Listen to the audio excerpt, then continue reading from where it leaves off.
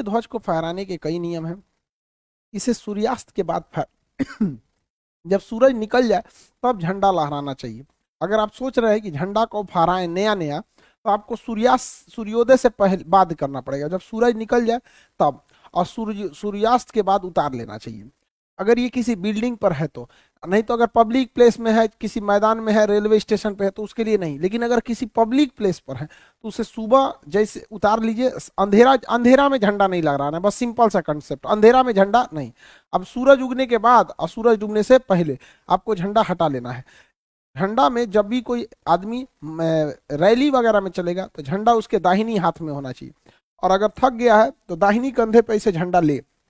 लेकिन इस बात का ध्यान रखें कि झंडा पीछे से जमीन को नहीं टच करना चाहिए। अगर जमीन को टच कर गया तो ये गलत बात है। और अगर कोई जुलूस में व्यक्ति झंडा लेकर आगे चल रहा है तो तिरंगा झंडा लिए व्यक्ति को सबसे आगे रहना पड़ता है। जुलूस में सबसे आगे रहेगा तिरंगा झंडा वाला व्यक्ति। समझ में आ गया कि नहीं आ गया? झंडा के लिए, झंडा में दो और सवाल याद रखिएगा। एक झंडा जो होता है झुका हुआ झंडा होता है, झुका झंडा, झुका झंडा।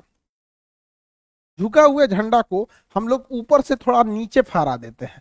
झंडा अमूमन यहाँ फहराया जाता है इस शेप में, तो झुका हुआ झंडा में नीचे फहरा दिया जाएगा झंडा। ऐसे झंडा जो है ना वहां पे, ये हम लोग का इसको थोड़ा सा नीचे फहरा देगा इस टाइप का। मतलब अभी ऊपर जगह बचा ही है, ऊपर ज्यादा एक्स्ट्रा जगह छोड़ देगा, तो ये झंडा क्या हो गया हम लोग का, थोड़ा सा ऊपर से नीचे झुक गया। ये जब शोक होता है ना, देश पर कोई शोक हो जाता है, जैसे राष्ट्रीय शोक आ जाए, अटल बिहारी वाजपेयी जी की मृत्यु हो गई थी, राष्ट्रीय शोक था।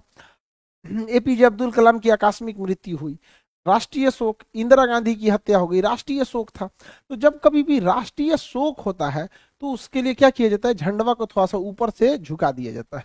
तो झुका हुआ झंडा किस चीज का प्रतीक होता है? तो झुका हुआ झंडा जो होता है वो राष्ट्रीय शोक का बताता है, राष्ट्रीय शोक का। लेकिन उल्टा झंडा लगा देगा, कलर में पलट देता है, उल्टा झंडा, उल्टा झंडा। झंडा का नीचे का चीज ऊपर, ऊपर का चीज नीचे कर देता है। तो ये संकट को बताता है कि देश के ऊपर बहुत भयानक संकट आ चुका है, देश के ऊपर बहुत भयानक संकट आ चुका है। जैसे कोरोना एकदम भयानक लहर आ जाए तो झंडा को क्या किया जाएगा, नीचे वाला कलर ऊपर, ऊपर वाला कलर क्या कर देगा, उल्टा, उल्टा कर देगा। तो ये संकट को बताता है। जैसे उत्तराखंड में भयानक हिमस्खलन आते रहता है, जैसे प्राकृतिक आपदा आ जाए, सुनामी आ जाए, बाढ़ भयानक आ जाए, तो जब देश पर संकट भयानक आ जाता है ना, तो उस स्थिति में झंडा कैसे लगा दिया जाता है, उल्टा लगा दिया जाता है। लेकिन जब देश पर कोई दुख पहुंचता है, कोई महान व्यक्ति की देहांत होती है, तो झंडा को झुका दिया जाता है।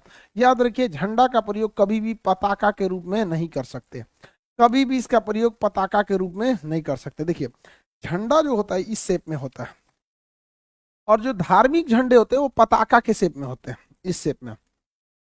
धार्मिक रूप के झंडे को देखिएगा इस टाइप का रहेगा, धार्मिक झंडा, या कोई धार्मिक झंडा को देखिएगा ऐसे लहराते रहेगा। इस टाइप का झंडा का प्रयोग आप नहीं कर सकते, वो धार्मिक रूप से आप कर सकते हैं इस टाइप के झंडे का प्रयोग। जैसे अभी कुछ दिन पहले रामनवमी का त्योहार बीता, तो इसमें नॉर्मल वो इस टाइप का पताका का प्रयोग किया गया था, झंडा का नहीं। क्या चीज का, पताका का प्रयोग किया गया था। राष्ट्रीय ध्वज, नेशनल फ्लैग, हम लोग का जो फ्लैग है, राष्ट्रीय ध्वज जो है, इसे किसने तैयार किया था? तो पिंगली वेंकैया। जो हम लोग का नेशनल फ्लैग है उसके लंबाई और चौड़ाई में कितने का रेशियो रहता है? तो ये लंबाई ज्यादा रहेगा, चौड़ाई कम रहेगा, 3:2 का। लंबाई ज्यादा रहता है, चौड़ाई क्या रहता है, कम रहता है। ऊपर नीचे में कौन सा कलर होता है, ग्रीन, और ऊपर में क्या होता है, केसरिया, और बीच में क्या होता है, व्हाइट। तो देखिए, आपको याद रखने के लिए कभी भी याद रखिएगा ध्वज के लिए, जो ध्वज है इसमें हरियाली कहाँ, जमीन पे हरियाली कहाँ दिखती है, नीचे। तो हरा रंग कहाँ रहेगा, नीचे। और केसरिया कहाँ रहता है, ऊपर, केसरिया ऊपर। बताइए, आसमान कभी कभी केसरिया लाल हो जाता है कि नहीं हो जाता है? तो आसमान ऊपर होता है तो केसरिया लाल कहाँ हो गया, ऊपर हो गया। और ग्रीन कहाँ हो गया, नीचे हो गया। अब बीच का एरिया क्या हो गया, व्हाइट हो गया, बीच का एरिया व्हाइट, बीच का एरिया व्हाइट।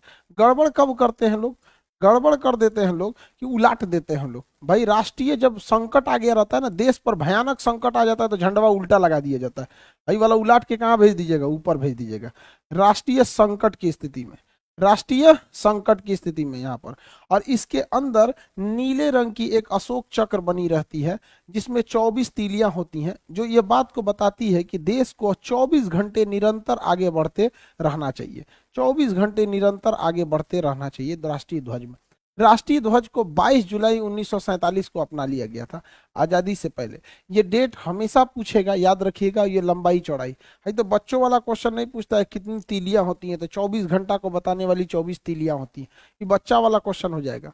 लेकिन ये याद रखिएगा, पिंगली वेंकैया ने तैयार की, इसे अपनाया गया 22 जुलाई 1947 को इसे अपना लिया गया था, इसे हमारे राष्ट्रीय ध्वज को।